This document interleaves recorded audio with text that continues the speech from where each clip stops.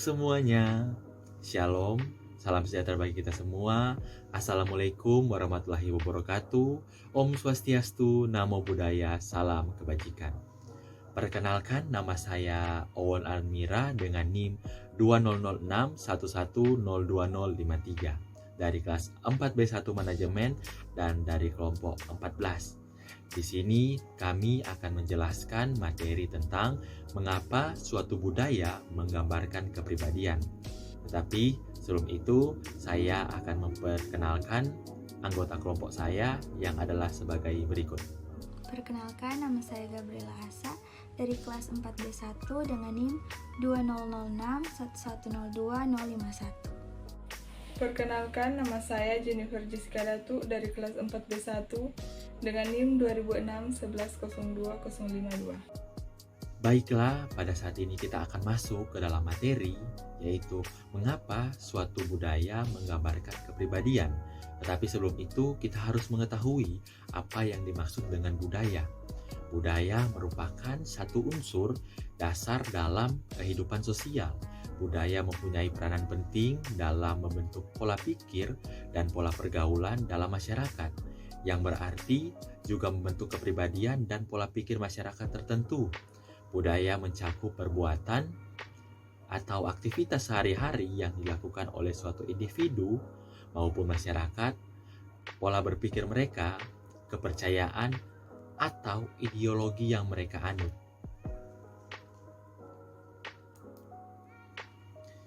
Kondisi negara dengan komposisi multibudaya rentan terhadap konflik dan kesenjangan sosial. Memang banyak faktor yang menyebabkan terjadinya berbagai konflik tersebut. Akan tetapi salah satu unsur dasar dalam kehidupan sosial, budaya mempunyai peranan besar yang memicu konflik.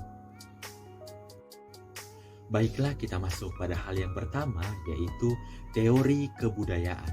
Secara umum, kebudayaan banyak diartikan sebagai hasil karya manusia yang lahir dari cipta, rasa, dan karsa.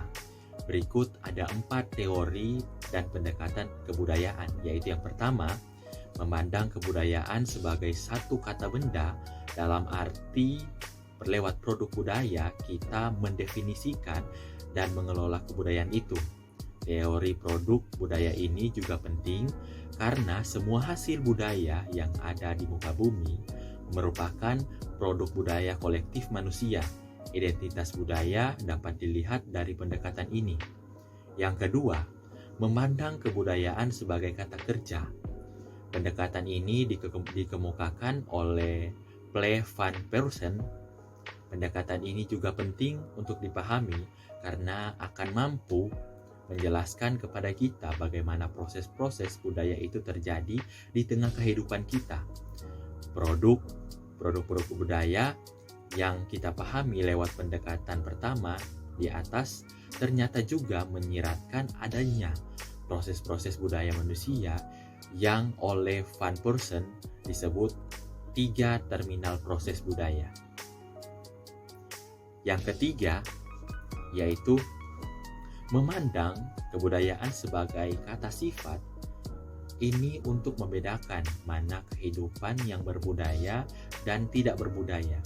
Membedakan antara kehidupan manusia yang berbudaya dan makhluk lain seperti hewan, benda-benda yang tidak memiliki potensi budaya dalam memandang kebudayaan sebagai kata sifat. Maka unsur nilai-nilai menjadi sangat penting. Dan yang terakhir, yang keempat, memandang kebudayaan sebagai kata keadaan.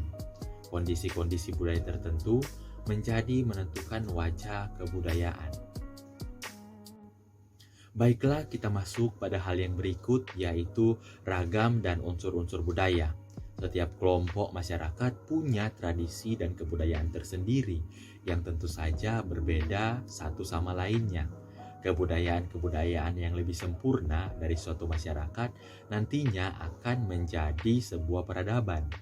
Namun, walaupun masing-masing mempunyai keunikan tersendiri, budaya terdiri dari unsur-unsur dan mempunyai fungsi-fungsi tersendiri bagi masyarakatnya. Kebudayaan setiap bangsa atau masyarakat terdiri dari unsur-unsur besar dan unsur-unsur kecil yang merupakan bagian dari suatu kebulatan yang bersifat kesatuan. Misal dalam suatu kebudayaan Indonesia dapat dijumpai unsur besar seperti umpamanya Majelis Permusyawaratan Rakyat, di samping adanya unsur-unsur kecil seperti sisir, kancing baju, peneti, dan lain-lainnya yang dijual di pinggir jalan. Kebudayaan selain memiliki unsur-unsur pokok, juga mempunyai sifat hakikat. Sifat hakikat kebudayaan ini berlaku umum bagi semua kebudayaan dimanapun juga, walaupun setiap kebudayaan masyarakat berbeda satu dengan yang lainnya. Sifat hakikat kebudayaan tersebut ialah sebagai berikut. Yang pertama, kebudayaan terwujud dan tersalurkan lewat perilaku manusia. Yang kedua, kebudayaan telah ada terlebih dahulu mendahului lahirnya suatu generasi tertentu dan tidak akan mati dengan habisnya usia generasi yang bersangkutan. Yang ketiga, kebudayaan diperlukan oleh manusia dan diwujudkan dalam tingkah lakunya. Dan yang terakhir, kebudayaan mencakup aturan-aturan yang berisikan kewajiban-kewajiban, tindakan-tindakan yang diterima dan ditolak, tindakan-tindakan yang dilarang, dan tindakan-tindakan yang diizinkan. Yang selanjutnya, gerak kebudayaan. Gerak kebudayaan adalah gerak manusia yang hidup dalam masyarakat yang menjadi wadah kebudayaan tadi. Gerak manusia terjadi oleh sebab hubungan-hubungan yang terjadi antara kelompok masyarakat. Kebudayaan suatu kelompok manusia, jika dihadapkan pada unsur-unsur kebudayaan yang asing dan berbeda, lambat laun akan diterima dan diolah ke dalam kebudayaannya sendiri tanpa menyebabkan hilangnya kepribadian manusia itu sendiri. Proses itu dinamakan akulturasi. Pada umumnya, generasi muda adalah individu yang dapat dengan cepat menerima unsur-unsur kebudayaan asing yang masuk melalui proses akulturasi. Sebaliknya, generasi tua lebih sukar. Hal ini disebabkan karena pada generasi tua, norma-norma yang tradisional sudah mendarah daging sehingga sukar untuk mengubahnya. Definisi kepribadian dengan pola tingkah laku yang lebih khusus yang ditentukan oleh nalurinya, dorongan-dorongan, dan refleksnya. Susunan unsur-unsur akal dan jiwa yang menentukan tingkah laku atau tindakan seorang individu disebut kepribadian. Dalam bahasa populer, istilah kepribadian juga berarti ciri-ciri watak yang konsisten, sehingga seorang individu memiliki suatu identitas yang khas yang berbeda dengan individu yang lainnya. Konsep kepribadian yang lebih spesifik belum bisa didefinisikan sampai sekarang karena luasnya cakupan dan sulit untuk dirumuskan dalam suatu definisi, sehingga cukup kiranya untuk kita memakai arti yang lebih kasar sampai didapatkan definisi yang sebenarnya dari ahli para psikologi. Unsur-unsur dan aneka warna kepribadian. Pengetahuan, unsur-unsur yang mengisi akal dan alam jiwa seorang yang sadar terkandung di dalam otaknya yang secara sadar. Manusia memiliki panca indera yang sebagai alat penerima dari setiap kondisi dan situasi di alam sekitarnya yang mengalami proses fisik, fisiologi, psikologi, sehingga getaran dan tekanan dari alat penerima tersebut nantinya diproyeksikan atau dipancarkan kembali oleh individu tersebut berupa getaran lingkungan sekitar yang dalam ilmu antropologi disebut persepsi. Penggambaran tersebut dapat menjadi bayangan di mana individu tersebut berfokus. Penggambaran baru dengan pengertian baru dalam psikologi disebut apersepsi. Penggambaran yang terfokus secara lebih intensif yang terjadi karena pemusatan yang lebih intensif dalam psikologi tersebut disebut pengamatan.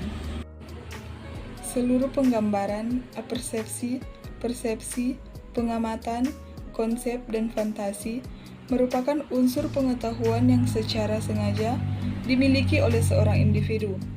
Namun, semua itu bisa hilang dari akalnya yang sadar yang disebabkan oleh berbagai hal yang sampai saat ini masih dipelajari oleh ahli psikologi.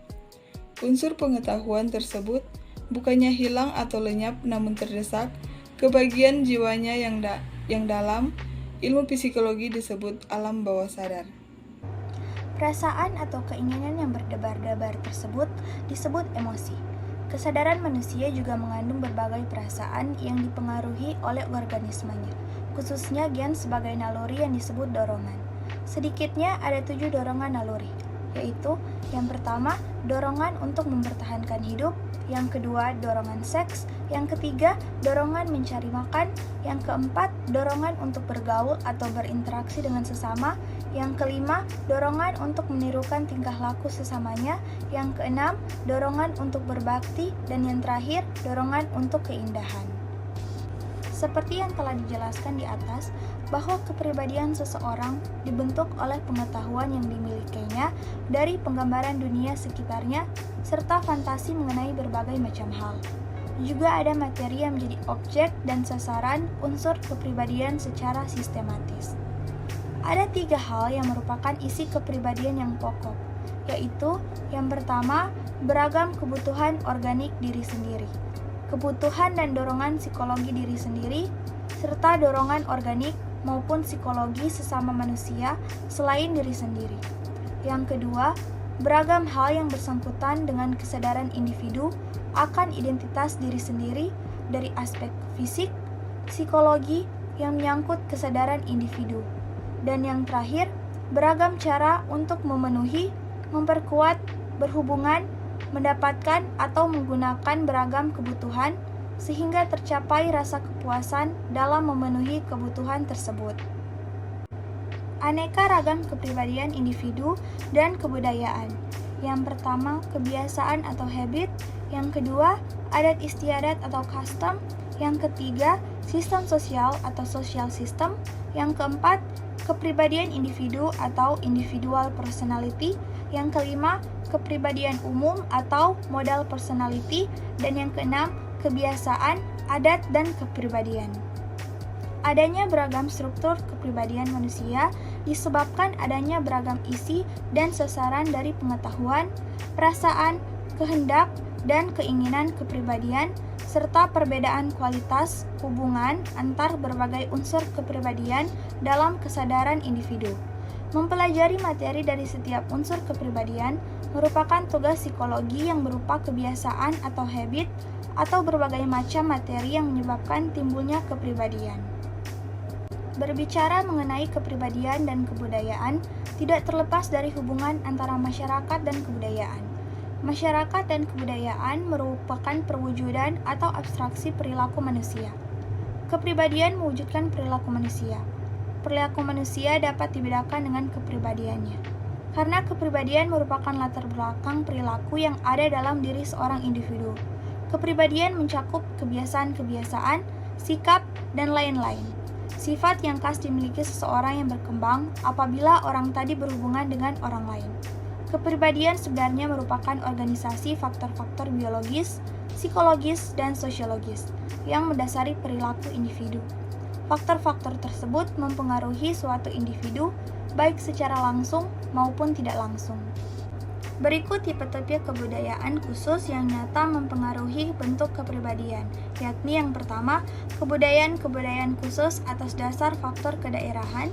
Yang kedua, cara hidup di kota dan di desa yang berbeda. Yang ketiga, kebudayaan khusus kelas sosial.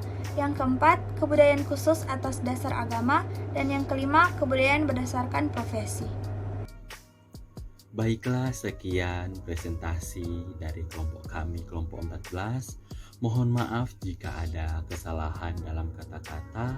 Semoga video kali ini dapat bermanfaat bagi kita semua dan dapat menambah wawasan kita ke depannya. Saya Awan Mira, pamit undur diri, dan saya akan mengutip quotes dari Nelson Mandela, yaitu education is the most powerful weapon which you can use to change the world. Terima kasih semuanya, salam sehat, sampai bertemu di lain kesempatan.